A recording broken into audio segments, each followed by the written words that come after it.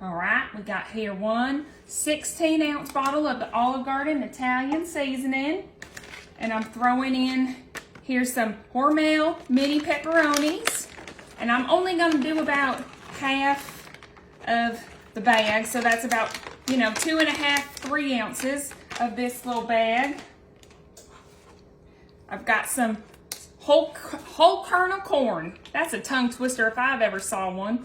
And we're not gonna do the whole can. We're just, putting in about, it's about half. So I think that'll do just the trick because we've got a lot of yummy ingredients. Some dark red kidney beans. We're gonna be making something that my cousin back in California taught me.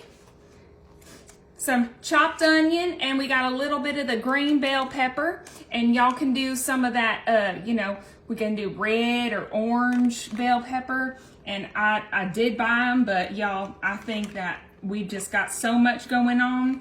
I cannot keep adding in ingredients because I need to start eating this stuff. But we're using about half of those onions and that bell pepper, and then right there on top, some sliced olives. And I went and got the black olives because that's, the more traditional kind for what we're making here. I'm throwing in, this is pre-cooked and chilled tricolor pasta. This one's just the rainbow kind from Kroger. It specifically said salad rainbow twirls. So I thought, hey, for this pasta salad, I think that's gonna do the trick. And we're doing the whole thing right in here. And I'm gonna try and mix this up nicely. Y'all, I swear I tried to find a bowl, and y'all, my house must have eaten it up because this is the only thing that I have. So we're just gonna have to make do with what we've got. And we're gonna make sure that that dressing gets all, look, perfect little colors. Put that right back on in. Make sure each of these noodles get nicely covered in that dressing.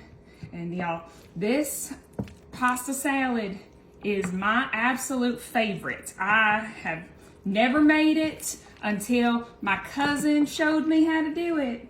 And y'all would just die once you try this. And I know corn and the kidney beans, that's a little weird, Kiera, but guess what? It can get weirder than that because we're throwing on some feta cheese. I know people who also do, a little bit of mozzarella. You can cut up a cheese stick, but here with her recipe, that's a nice chunk, but we're gonna crumble that one up a little bit more. But her recipe calls for this feta, and y'all, now that I've had it, I wouldn't have it any other way. Quick little stir, make sure we get that a little bit all over the place.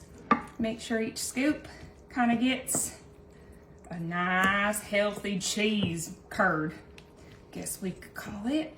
All right, and for the icing on the cake, California sun-dried tomatoes.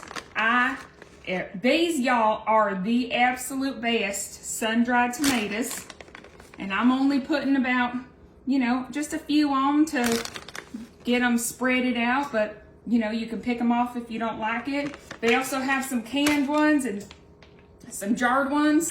This is now ready. Sometimes you might want to put it in the fridge for a little bit just to, make sure everything absorbs. It'll store nicely, but I can't wait. So I'm gonna get me a little paste right here.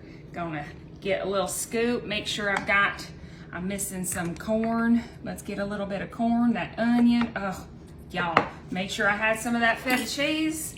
And I'm just gonna, hey, happy birthday to me, right?